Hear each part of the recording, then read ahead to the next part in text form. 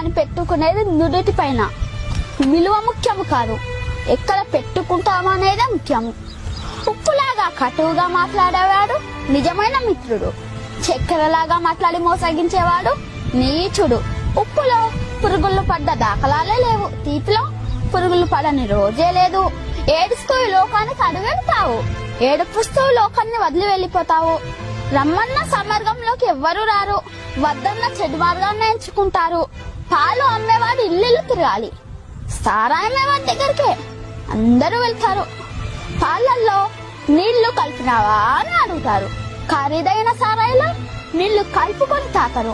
పెళ్లి ఊరేగింపులో బంధుమిత్రుల ముందు వడ్డు వెనకాల, శవయాత్రలో శవము ముందు బంధుమిత్రులు వెనకాల. శవాన్ని ముట్టినందుకు స్నానం చేస్తారు, మూగజీవులను చంపి పూజిస్తారు. కొవ్వొత్తుని వెలిగించి చనిపోయిన వారిని గుర్తు చేసుకుంటారు. కొవ్వొత్తుని ఆర్పి జన్మదినాన్ని ఆచరిస్తారు.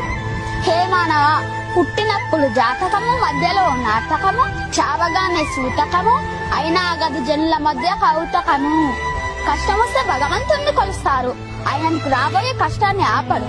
నిత్యం స్మరిస్తే కొండంత కష్టాన్ని గోరంత చేసి సులువుగా దాటి శక్తి నీకిస్తాడు.